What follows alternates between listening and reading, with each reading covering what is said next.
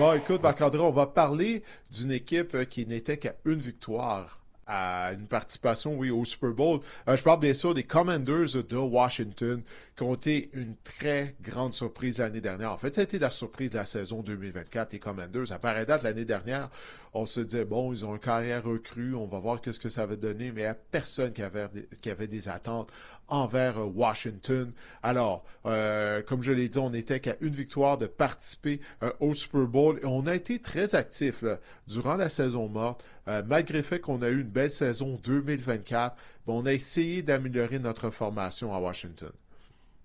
Effectivement, Didier, d'entrée de jeu, pour les Commanders, 12 victoires en 2024, une victoire seulement contre les équipes qui ont participé aux éliminatoires, c'était contre les Eagles, pour la petite victoire. Donc, j'ai bien hâte de voir.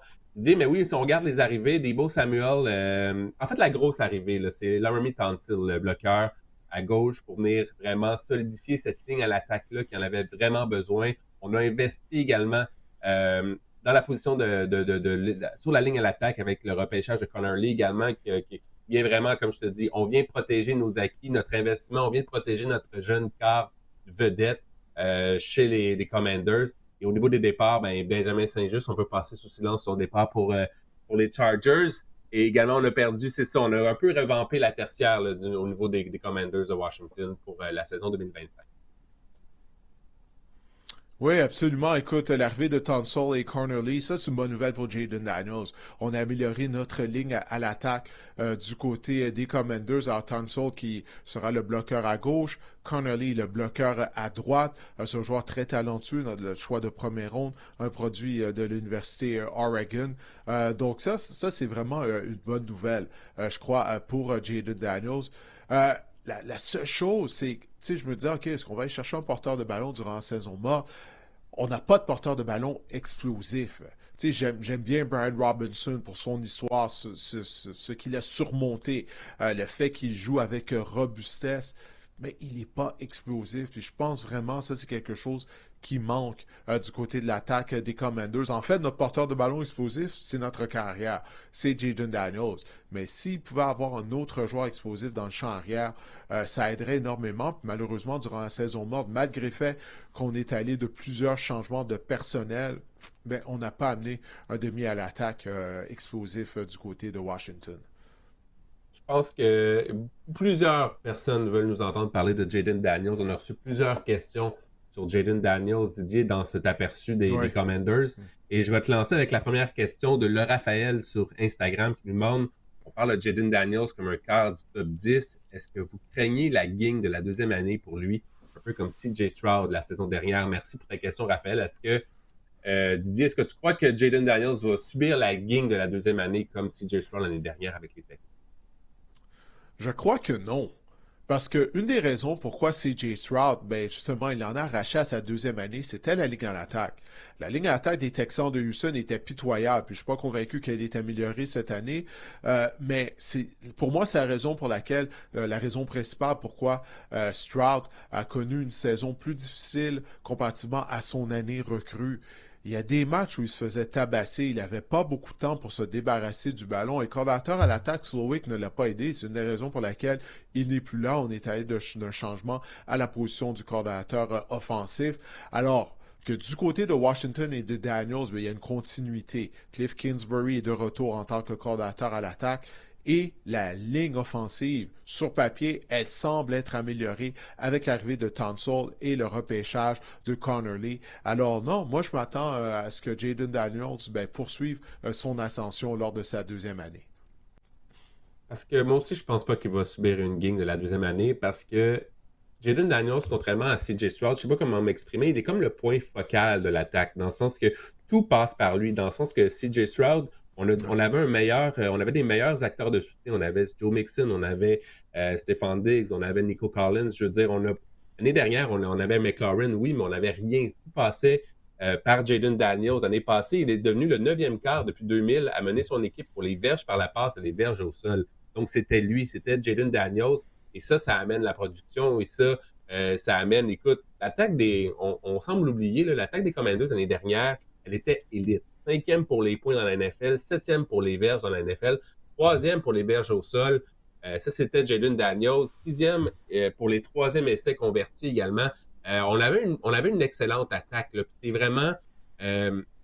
tout repose sur Jaden Daniels, contrairement, je trouve, aux Texans, que c'est pas tout qui repose sur les épaules de CJ Stroud. On a vu l'année dernière, on a voulu en donner plus à CJ Stroud. On a vu ce que ça a donné. Je pense qu'il va rebondir, Stroud. Mais c'est ça la différence pour moi. Daniels, c'est un corps élite, c'est un corps spectaculaire c'est ça, c'est un corps élite, vraiment, pour moi, comparativement à CJ Stroud. Puis je pense que, justement, il va éviter cette gang de la deuxième année-là. Puis il y a une question également de Samuel Lévesque sur Facebook, Didier, qui nous demande Washington, j'aime cette équipe. Il manque quoi à cette équipe pour gagner une autre ronde en série? Faut qu'on s'améliore contre la course. Je crois. Merci Samuel de nous avoir envoyé ta question. On doit s'améliorer contre la course. On a préparé un tableau pour démontrer à quel point on a eu des ennuis contre le jeu au sol la saison dernière du côté des Commanders. Ça s'est reflété en éliminatoire également. Lorsqu'on a affronté les Eagles de Philadelphie et Saquon Barkley. Alors, une des choses qu'on a fait, on a essayé de se grossir au niveau de notre ligne défensive là, pour arrêter la course du côté de Washington avec l'arrivée de Kinlaw, Deidre Weiss, ancien des Patriots de la Nouvelle-Angleterre, et Eddie Goldman, notamment. Alors, je pense en théorie, on devrait être plus solide contre la course. Du moins, on l'est déjà sur papier. Là, c'est une question de voir une fois que les matchs vont commencer en saison régulière. Mais si on veut s'améliorer comparativement à l'année dernière, faut qu'on soit plus solide contre le jeu au sol du côté de Washington. Il n'y a aucun doute là-dessus. Il faut qu'on soit plus solide. Point. On a été 30e contre la course, tu l'as mentionné, mais aussi 30e, oui, également au niveau pour les sacs du corps. C'est ça part de la ligne défensive, mais également dans la tertiaire, on a vu qu'on a effectué beaucoup de changements. On avait acquis Marshall Lattimore l'année dernière. On a vu que, je ne sais pas s'il est au bout du rouleau, s'il était blessé. Il n'a pas été épargné par les blessures l'année dernière, mais il devra rebondir là, si on veut que les Commanders connaissent du succès. On a repêché Trey Amos également en deuxième ronde. Je pense que ça peut venir se donner un solide coup de main à cette tertiaire-là. Parce que, écoute, je trouve que la défense, on a fait du bon travail. On a un mélange de vétérans et de recrues et de jeunes joueurs. Moi aussi, je pense que la ligne défensive, on va manquer de carburant, là, de chasseurs de corps et de pression sur les corps adverses. Et on a quand même des secondaires. On a Bobby Wagner là, qui, à 35 ans, a joué... Hey, ça, c'est fou, Didier. À 35 ans, Bobby Wagner, l'année dernière, il a joué 99% des jeux l'an passé. Donc, il était quasiment sur le terrain tout le temps là. L'année dernière, 13 saisons avec au moins 100 plaqués. On a vraiment un bon mélange de vétérans. On a Bobby Wagner qui en sera à sa 14e saison. Mais je pense encore là, qu'on devra... que la tertiaire devra élever son niveau de jeu si on veut atteindre les niveaux supérieurs, c'est mon avis. Là. Oui, non, je suis entièrement d'accord avec toi, parce que la tertiaire était un problème là, du côté des Commanders l'année dernière. Alors, c'est défensivement en général, parce que là, j'ai commencé en parlant qu'on n'a pas été capable d'arrêter le jeu au sol. La tertiaire est un problème. Tu as relevé le fait qu'en termes de sac du corps aussi. Alors, c'est défensivement, là, c'est la chose améliorée du côté des Commanders de Washington, oui. On a des questions d'ailleurs encore du public qui nous demandent est-ce qu'on croit aux Commanders chez le public, chez les gens, je ne sais pas. William Morin-Fortier sur Instagram nous demande est-ce que l'année incroyable des Commanders l'an dernier était une illusion? Didier, est-ce que c'était seulement une illusion ou les Commanders là, sont à prendre au sérieux encore en 2025? Oui, ben, ils sont définitivement à prendre au sérieux, là, surtout avec Jaden Daniels, on a vu ce dont il était capable. Toutefois, cette année, là, on ne pourra pas passer sous le radar en début de saison, comme ça a été le cas l'année dernière. Là. Les équipes vont attendre les Commanders. On les a vus participer au match de championnat de l'Association nationale. Et puis, du côté des Commanders, on a essayé de s'améliorer. On vient de parler des changements du côté de la défense. En attaque, l'arrivée de Deebo Samuel aussi, on espère que ça va donner une option de plus à Jaden Daniels. Là, on va devoir régler le contrat de Terry McLaurin, parce que là, Terry McLaurin est présent au camp d'entraînement, il s'est rapporté, mais il ne participe pas aux entraînements. Mais moi, j'ai bien hâte de voir ça, Deebo Samuel en particulier, parce que je ne suis pas convaincu qu'il lui reste de l'essence dans son réservoir à Deebo Samuel. On a vu des photos de lui, et c'en a un autre là, qui a l'air d'être un culturiste, qui a ajouté du muscle à sa charpente durant la saison morte. Mais Deebo Samuel, il n'a jamais été reconnu comme étant un receveur de passe qui court des tracés de passe précis. Là. Il se démarque, bon, après, avec ses verges, après la réception, sa polyvalence, on peut l'utiliser dans le champ arrière. Alors, j'ai hâte de voir ça. Tu sais, j'ai parlé du fait qu'on avait pas un porteur de ballon explosif du côté de Washington. L'utilisation de Deebo Samuel, est-ce qu'il va se retrouver dans le champ arrière un peu plus souvent? C'est tout ça que j'ai hâte de voir du côté de Washington, mais ce n'était pas une illusion selon moi. Il y a une chose qui va être à surveiller, par contre, c'est qu'on a surpris bien des gens en début de saison, en première moitié de saison, avec les quatrièmes essais. Hein. On est devenu comme les Eagles de Philadelphie. On s'est mis à parier en quatrième essai comme les Lions de Détroit. Ça avait pris de court certaines équipes. Est-ce que ça va se poursuivre, les succès en quatrième essai que les Commanders ont eu l'année dernière? Parce que c'était historique, là, leur pourcentage d'efficacité lors de ce genre de situation. Alors ça, c'est quelque chose qui pourrait peut-être venir un peu dérouter les Commanders si on n'a pas autant de succès en quatrième essai qu'on en a eu en 2024. J'ai vraiment hâte de voir maintenant. On a créé un précédent du côté des Commanders. On a une année, on a des vidéos, on a du Jaden Daniels sur les bandes vidéo. On a comment que l'attaque s'est agencée, l'attaque de Cliff Kingsbury. C'était souvent ça aussi, ce qu'on lui reprochait en Arizona, c'est que l'an 1, c'était cute, mais à partir de les autres années, après ça a été difficile. Là. Les Cards n'avaient pas une attaque aussi prolifique que lors des premières saisons. J'ai hâte de voir si les équipes vont s'être ajustées cette année et si on va s'être ajusté aux ajustements des équipes en cours de saison. Donc ça, c'est un élément qui, selon moi, reste à voir là, du côté des Commanders. On a une autre question, Didier, au niveau des Commanders. Oui, William par courriel, William Gonzalez, encore une fois, qui nous demande est-ce que vous croyez que les Commanders seront la seule équipe qui peuvent voler le titre de division aux Eagles? Personnellement, Didier, moi, je crois que oui. Et toi, t'en penses quoi? Ben, je pense que dans la division, c'est l'équipe qui a le plus de chances de terminer au premier rang après les Eagles de Philadelphie, naturellement. Écoute, ça va en venir aux deux confrontations en saison régulière entre les deux équipes, hein, parce que historiquement, même lorsque les Commanders n'avaient pas des bonnes formations, ils ont toujours donné du fil à retordre à ton équipe favorite. Aux Eagles, on se connaît bien d'un côté comme de l'autre. Moi, je vais toujours choisir Philadelphie afin de terminer au premier rang cette année, mais s'il y a une équipe qui peut talonner les Eagles, je crois que ça va être les Commanders, mais je crois que Philadelphie demeure la meilleure formation de la division. Si on regarde maintenant au niveau du total de victoires, moi, je trouve ça vraiment intéressant, cette ligne-là, là, à 9,5 points. Est-ce que les Commanders, Didier, peuvent remporter 10 victoires cette année pour une deuxième année consécutive? Je veux dire que oui. OK, ça, c'est à quel point j'ai confiance à Jaden Daniels. Peut-être que je me trompe, peut-être que la gang de la deuxième année va s'abattre sur lui, mais j'en ai parlé tout à l'heure. On a amélioré la ligne à l'attaque. Ça a été une des priorités du côté des Commanders durant la saison morte. Les changements personnels qu'on a fait du côté de la défense, je crois que c'est pour le mieux. Alors, je veux dire que oui, que les Commanders, au moins, ils se sont pas assis sur leur laurier. OK, ils ont vraiment essayé de s'améliorer avec l'ajout de vétérans, Deebo Samuel. Comme je l'ai dit, je suis pas convaincu qu'il lui reste nécessairement quelque chose dans les jambes, mais je vais choisir l'over pour les Commanders. Alors, 10 victoires au moins du côté de Washington. Toi, de ton côté, l'over-under à 9,5, qu'est-ce que tu choisis? Moi aussi, je vais dire plus. Jaden Daniels, je le crois, c'est un corps exceptionnel. Je pense que c'est un gars qui va être dans les conversations là, de titre de joueur par excellence au cours des prochaines années. Je pense qu'il est si bon que ça. Moi aussi, je ne crois pas à la gang de la deuxième année. Moi aussi, je choisis plus pour Jaden Daniels. Je pense que les Commanders vont chauffer les Eagles là, pour le premier rang de la division Est de l'Association nationale. Ouais, je ne sais pas si tu as vu, hein, sur le tableau, c'était écrit que les Commanders n'ont pas eu 2 saisons consécutives avec au moins 10 victoires depuis 1991. OK, ça fait longtemps. Là, on parle de l'époque de Joe Gibbs comme entraîneur-chef. Donc, l'histoire est les contre années qui Washington. gagnaient les Super Bowls, ça? Oui, exactement. Mark Rippon, notamment, au poste Oui. de quart. Mais écoute, l'histoire est contre les Commanders.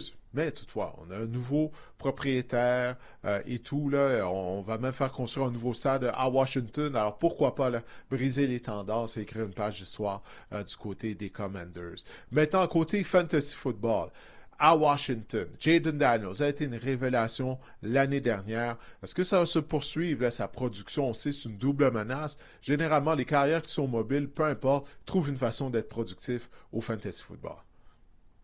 En 2024, Didier, tu l'as mentionné, Jaden Daniels, plus de 24 points par match en moyenne à la position de Wow! quart arrière à sa saison recrue. C'est la quatrième recrue au niveau des corps arrière à maintenir une moyenne de plus de 20 points fantasy par match à sa saison recrue. Les autres, Cam Newton, RG3, Robert Griffin III et Justin Herbert. On vient d'en parler, la ligne à l'attaque est améliorée ou on pense qu'elle est améliorée. Ça va aider Jaden Daniels. Il demeure une double menace. Deuxième pour les verges au sol dans la NFL derrière Lamar Jackson l'année dernière. C'est un corps qui sort présentement dans le top 5, voire dans le top 3 à la position de carrière et je peux comprendre pourquoi. On l'a déjà dit, je le martèle assez souvent. Un corps qui court, c'est une mine d'or au niveau fantasy. Je pense que Jaden Daniels, là, on n'a encore rien vu dans son cas. C'est un corps que vous allez repêcher en deuxième, troisième ronde. Donc, le corps qui va sortir assurément. Selon moi, derrière Lamar Jackson, derrière Josh Allen, après ça, c'est débattable entre Hurts et Daniels. Mais oui, là, Jaden Daniels est parti pour la gloire, là, comme on dit au niveau fantasy. Maintenant, Brian Robinson, tu t'attends à quoi là, de sa part en termes de fantasy football?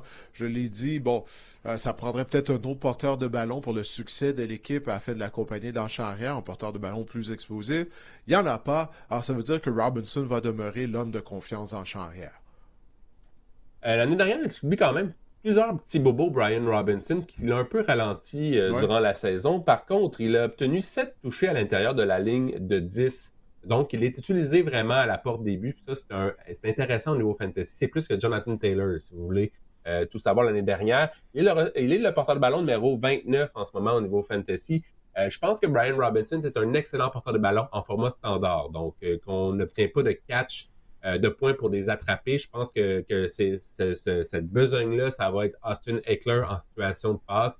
Donc, on va vraiment avoir un partage du ballon équitable au niveau des porteurs de ballon des Commanders. Je pense pas que Brian Robinson est un joueur que vous devez absolument avoir dans vos équipes fantasy. Je pense juste que ça peut être un partant si vous avez des blessés dans une semaine donnée qui peut vous être utile sporadiquement. Et j'aimerais lancer en terminant, en parlant des porteurs de ballon, là, le nom de Jacory Krosky Merritt en ce moment, qui est un choix de 7e ronde cette année Oh, de l'Université Arizona. C'est le dernier porteur de ballon repêché. C'est le Mr. Irrelevant des porteurs de ballon du dernier repêchage. On dit de belles choses de lui au camp d'entraînement. J'ai vu des commentaires, plusieurs commentaires sont élogieux.